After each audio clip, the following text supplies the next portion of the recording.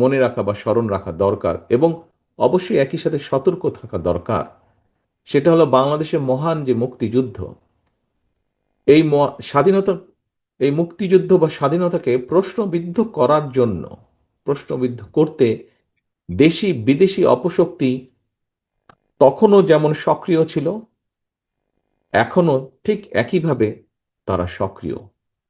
সময়ের সাথে সাথে হয়তো ষড়যন্ত্রকারীদের রূপ, রং, চেহারা হয়তো পাল্টেছে, কিন্তু চরিত্র ভিন্ন মত, একদমই পাল্টায়নি। তাদের চরিত্র বিন্দুমাত্র পাল্টায়নি। সম্মানিত উপস্থিতি, বাংলাদেশ কিন্তু হঠাৎ করে সাগরের বুকে বুকে ভেসে ওঠা কোনো ভূখণ্ড নয়। এখানে সকল বক্তা বলেছেন, যারা আলোচনা করেছেন, আলোচকবৃন্দ সকলেই বলেছেন, লাখো শহীদের আত্মত্যাগ আর অসংখ্য মা বোনের সম্মানের বিনিময়, সম্ভ্রমের বিনিময় বাংলাদেশ নামক এই ভূখণ্ডটি আমরা অর্জন করেছি, এই স্বাধীনতাটি আমরা অর্জন করেছি। স্বাধীনতা এবং মুক্তিযুদ্ধের সেই গৌরবময় ইতিহাস নিয়ে রচিত হয়েছে অসংখ্য গল্প, কবিতা, বই রচিত হয়েছে। অনেকেই হয়তো জানেন, স্বাধীনতা এবং মুক্তিযুদ্ধের পূর্বাপর ঘটনা বলে নিয়ে স্বাধীনতার ঘোষক, বাংলাদেশের স্বাধীনতার ঘোষক শহীদ রাষ্ট্রপতি জিয়া রহমানের নিজের লেখা কিন্তু একটি প্রবন্ধ রয়েছে, এবং সেটির নাম একটি জাতির জন্ম। এই নিবন্ধনটি বা প্রবন্ধটি আমাদের স্বাধীনতা এবং মুক্তিযুদ্ধের ইতিহাসের একটি অনন্য দলিল। সম্মানিত উপস্থিতি, পতিত পলাতক একটি চক্র শুধুমাত্র নিজেদের হীন দলীয় স্বার্থে বাংলাদেশের স্বাধীনতা এবং মুক্তিযুদ্ধের ইতিহাসের বিকৃতি ঘটিয়েছিল। স্বাধীনতা এবং মুক্তিযুদ্ধের ইতিহাসকে চেষ্টা করেছিল তারা, করেও ছিল, অনেক ক্ষেত্রে দলীয় ইতিহাসে তারা পরিণত করেছিল। আর এই অপরামদর্শী অপচেষ্টার কারণেই পরিস্থিতির সুযোগ নিয়ে এখন আবার মুক্তিযুদ্ধের পরাজিত একটি চক্র বিজয়ের নতুন ইতিহাস রচনার অপচেষ্টা তারা করছে। প্রিয় ভাই বোনেরা, পরাজিত চক্রকে মোকাবেলায় প্রতিশোধ, প্রতিহিংসার পরিবর্তে বিজয়ের সফল প্রতিটি মানুষের ঘরে পৌঁছে দেবার জন্য স্বনির্ভর সমৃদ্ধ একটি গণতান্ত্রিক বাংলাদেশ প্রতিষ্ঠাই হোক এবারের বিজয় দিবসে আমাদের অঙ্গীকার। আমি, শুধু আমি না, আমরা সকলে, বিএনপি মনে করে যতদিন পর্যন্ত এই রাষ্ট্রে জনগণের রাজনৈতিক এবং অর্থনৈতিক ক্ষমতায়ন নিশ্চিত করা না যাবে, ততদিন পর্যন্ত স্বাধীনতা এবং গণতন্ত্র টেকসই ভিত্তির উপর দাঁড় করানো যাবে না।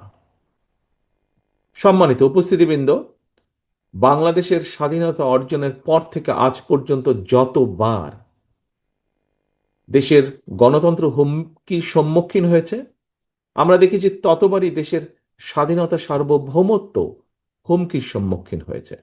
1975 সালের 7ই নভেম্বর কিংবা 2024 সালের 5ই আগস্ট, ইতিহাসের প্রতিটি বাঁকে এর সত্যতা কিন্তু প্রমাণিত হয়েছে। কখনোই জনগণকে ক্ষমতাহীন করে রাষ্ট্রযন্ত্র কখনোই ক্ষমতাশীল হয়ে উঠতে পারে না। জনগণকে ক্ষমতাবান করার পূর্ব শর্তই হচ্ছে, যা সব সময় বলে এসেছি আমরা, পূর্ব শর্তই হচ্ছে জনগণের সরাসরি ভোটে জনগণের কাছে দায়বদ্ধ, জনগণের কাছে জবাবদিহিমূলক রাষ্ট্র ও সরকার প্রতিষ্ঠা। এবং এ কারণেই বিএনপি সব সময় রাষ্ট্র এবং সরকারে জনগণের অধিকার প্রতিষ্ঠা করতেই যে কোনো মূল্যে দেশে অবাধ, সুষ্ঠু এবং নিরপেক্ষ নির্বাচন অনুষ্ঠানের পক্ষে সকল সময় দৃঢ় অবস্থান গ্রহণ করেছে। এই দেশের, বাংলাদেশের জনগণ সাক্ষী, কারণে অকারণে, শর্তের পর শর্ত জুড়ে দিয়ে কিংবা নানা অজুহাতে বাংলাদেশের স্বার্থ বিরোধী একটি চক্র নির্বাচন অনুষ্ঠানের পথে বারবার নানা রকম বিঘ্ন সৃষ্টির অপচেষ্টা তারা চালিয়ে যাচ্ছে, এখনো চলছে ক্ষেত্র বিশেষে।